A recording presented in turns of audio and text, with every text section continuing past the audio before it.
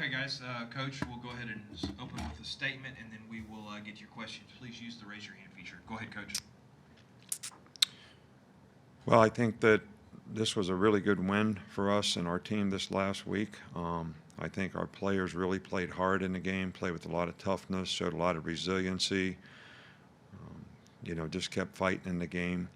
But I think that it also needs to be noted that probably the difference in the game, when you just look at the game totally, was turnovers. We always talk about turnovers having a huge impact on the outcome of a game, and the turnovers, converting those turnovers to scores, when you really add it up, that was basically the difference in the game.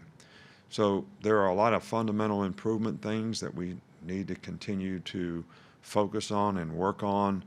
Just about every individual, just about every unit, just about every group on our team has something that we need to focus on and do better.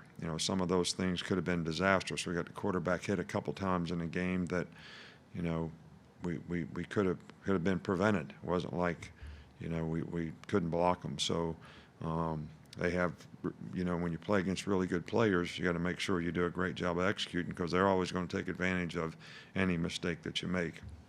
I think it's really important, this week that I talked about this after the game, our players have humility. That's what keeps you hungry in terms of what you have to do to improve and to play the next game. And I think everybody knows that this Tennessee game is, a big rivalry game. Means a lot to a lot of people in the state of Alabama, and I'm sure that because it's a rivalry game, we're going to get the absolute best version of Tennessee's team. Jeremy's done a really good job there, in my opinion. They played very, very well this year. Last week was a little bit of an anomaly, and again, that same old word comes up. They turned the ball over, and that made a huge difference in the game. But they have some very capable players. I think they got two really good running backs. The quarterback's very athletic. They got some good skilled players outside. Their defense has played, really well, this year. They got really good pass defense. Their defense is like, fourth or fifth in the league, overall. They're very, very well coached. They do a good job on special teams.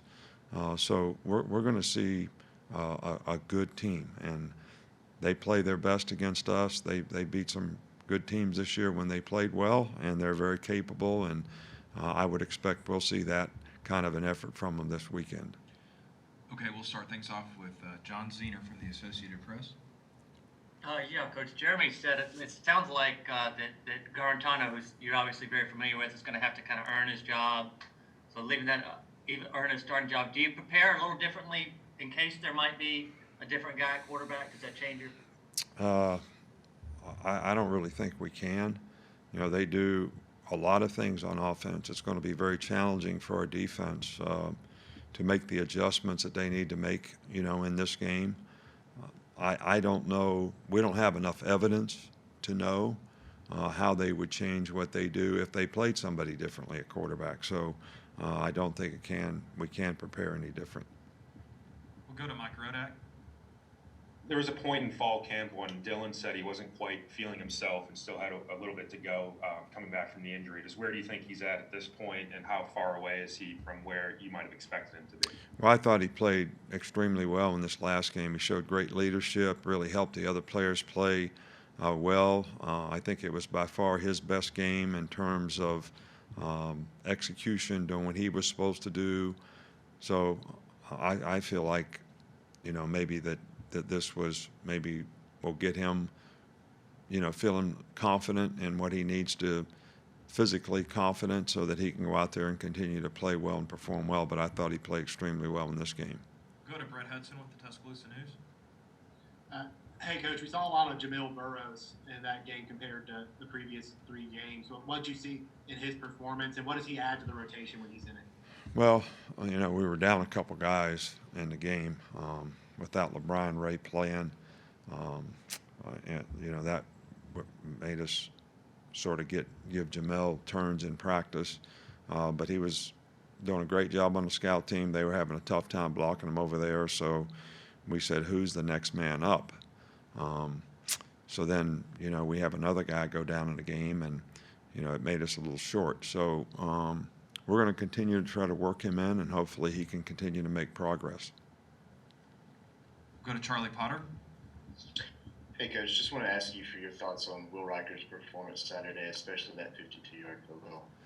Well, he's the special teams player of the week this week, so, he's done a really good job consistently kicking. Extra points, field goals have been good, practice and games. We're not doing as good a job, and it's not just him. We've worked different guys kicking off. We're not getting the ball where we need to get it, and we're not getting the kind of coverage we need to get, and that was a little bit of an issue in the last game for us, and that's one of the things we need to really work on improving this week. Okay, let's go to Michael Casagrande with AL.com.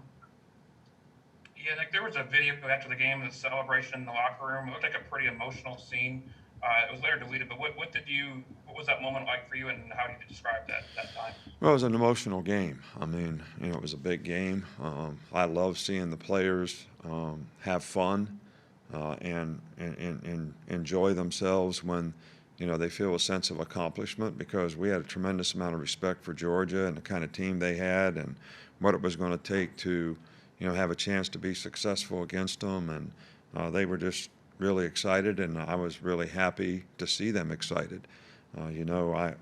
We've won games around here where we go in the locker room and, everybody just kind of, this is what everybody expects.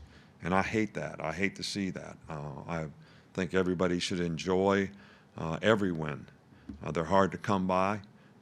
The expectation sometimes gets to be that, well, you're Alabama, so you're supposed to beat this team, and if you don't beat them a certain way, then that's not good enough. And I don't really think that's fair to the players. These guys work hard. They put a lot into it.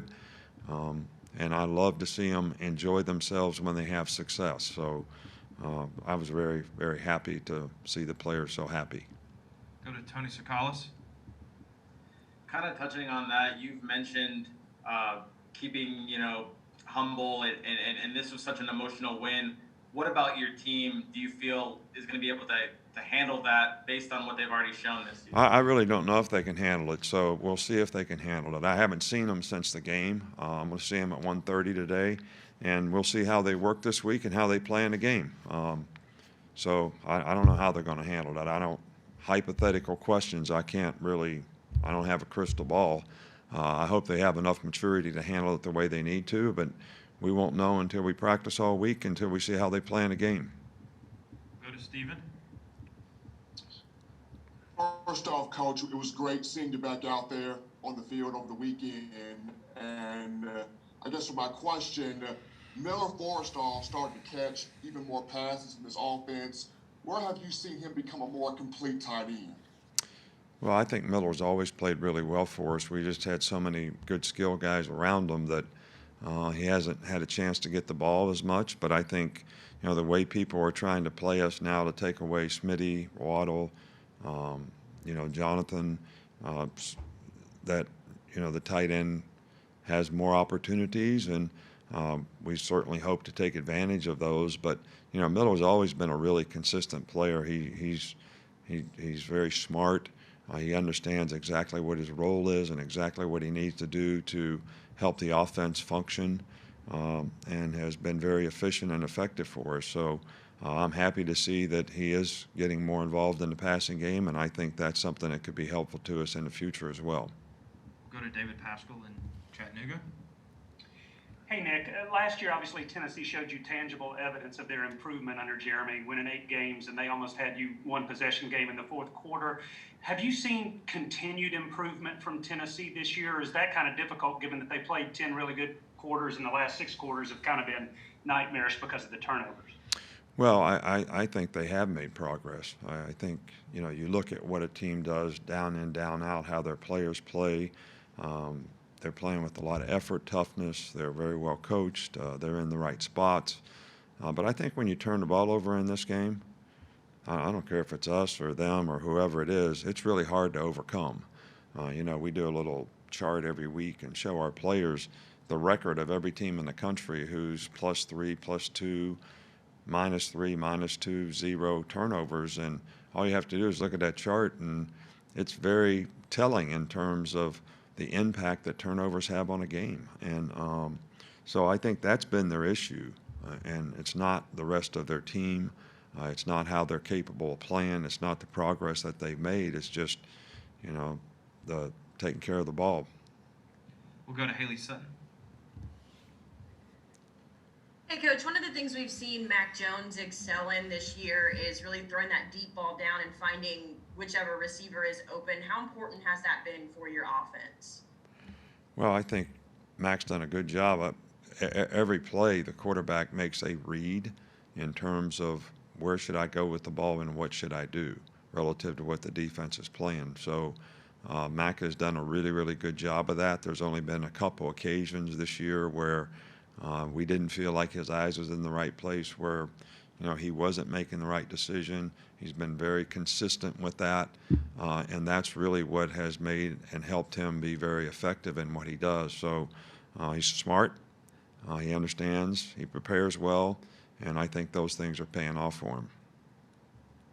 Short on time here, we'll go with Edwin Stanton. Hey Nick, just a follow-up question on Miller Forrestall. Got hurt on the first play against Georgia. Just want to get your thoughts on the impact he has on this offense and what that did for y'all during his brief absence. Well, I think that we didn't get off to a great start, but I think Georgia had a lot to do with that.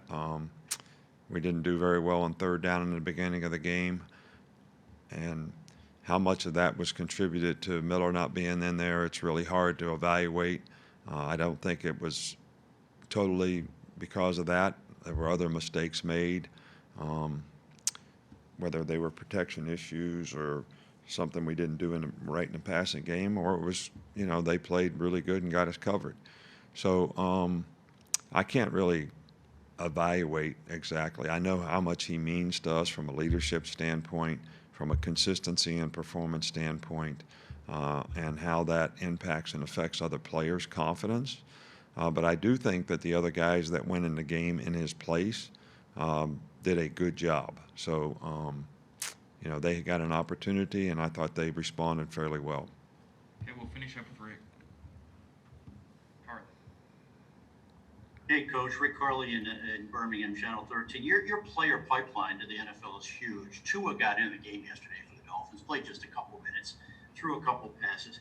What's it mean to you as a head coach who has seen a kid like that go through such a devastating injury to be playing in the NFL? Just your comments on that. Well, we're always excited and happy for all of our players that they all have dreams of being able to play in the NFL someday, and you're really always happy and proud to, see that dream come to fruition for them.